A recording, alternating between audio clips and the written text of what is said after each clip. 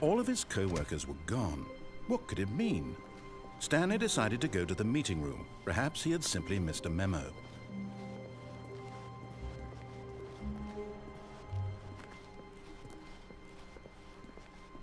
When Stanley came to a set of 2 open doors, he entered the door on his left.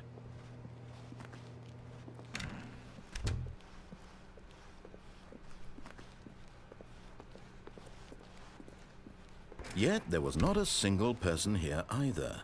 Feeling a wave of disbelief, Stanley decided to go up to his boss's office, hoping he might find an answer there. Coming to a staircase, Stanley walked upstairs to his boss's office.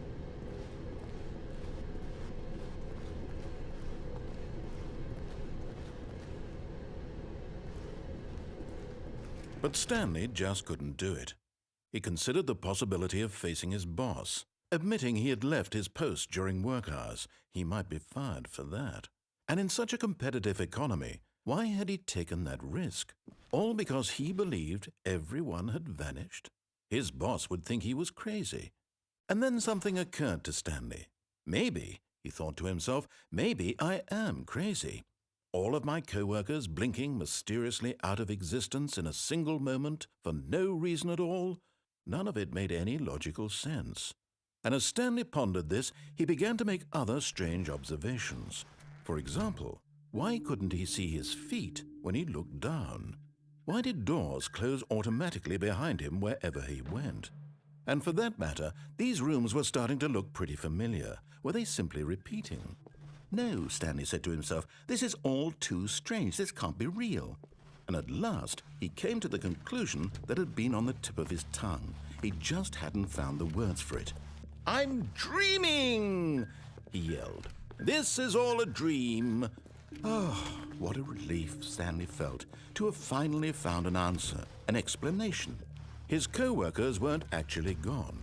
He wasn't going to lose his job. He wasn't crazy after all. And he thought to himself, I suppose I'll wake up soon. I'll have to go back to my boring real-life job pushing buttons. I may as well enjoy this while I'm still lucid.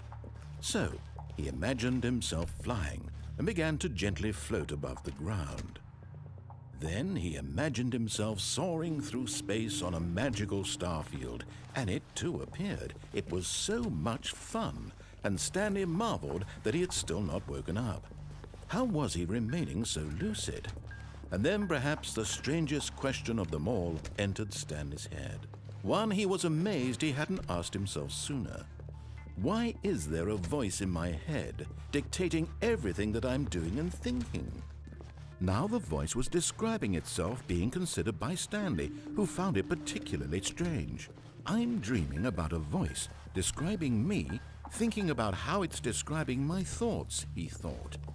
And while he thought it all very odd and wondered if this voice spoke to all people in their dreams, the truth was that, of course, this was not a dream. How could it be? Was Stanley simply deceiving himself, believing that if he's asleep, he doesn't have to take responsibility for himself?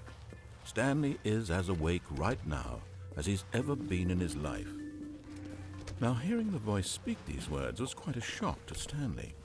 After all, he knew for certain, beyond a doubt, that this was in fact a dream. Did the voice not see him float and make the magical stars just a moment ago? How else would the voice explain all that? This voice was a part of himself too. Surely, if he could just... He would prove it. He would prove that he was in control, that this was a dream. So he closed his eyes gently, and he invited himself to wake up.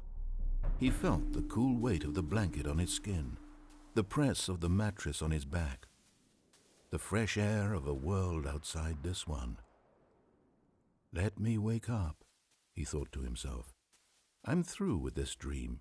I wish it to be over. Let me go back to my job. Let me continue pushing the buttons. Please, it's all I want. I want my apartment and my wife and my job. All I want is my life exactly the way it's always been. My life is normal.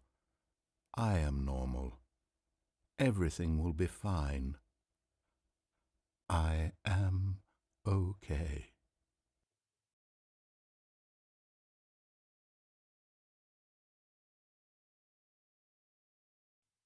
Stanley began screaming.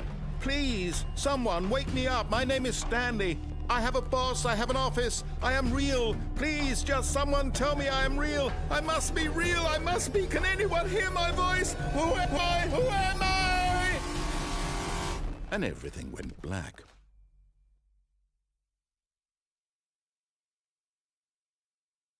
This is the story of a woman named Mariella.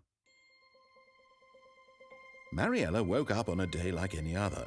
She arose, got dressed, gathered her belongings, and walked to her place of work. But on this particular day, her walk was interrupted by the body of a man who had stumbled through town talking and screaming to himself, and then collapsed dead on the sidewalk. And although she would soon turn to go call for an ambulance, for just a few brief moments she considered the strange man. He was obviously crazy, this much she knew. Everyone knows what crazy people look like. And in that moment, she thought to herself how lucky she was to be normal. I am sane. I am in control of my mind. I know what is real and what isn't. It was comforting to think this, and in a certain way, seeing this man made her feel better. But then she remembered the meeting she had scheduled for that day, the very important people whose impressions of her would affect her career, and by extension, the rest of her life. She had no time for this, so it was only a moment that she stood there, staring down at the body. And then she turned and ran.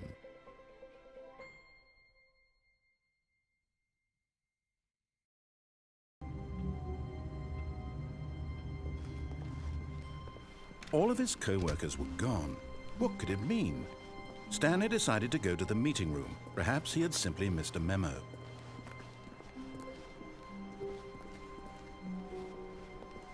When Stanley came to a set of 2 open doors, he entered the door on his left.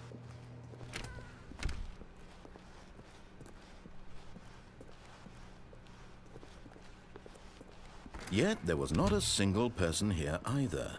Feeling a wave of disbelief, Stanley decided to go up to his boss's office. Coming to a staircase, Stanley walked upstairs to his boss's office.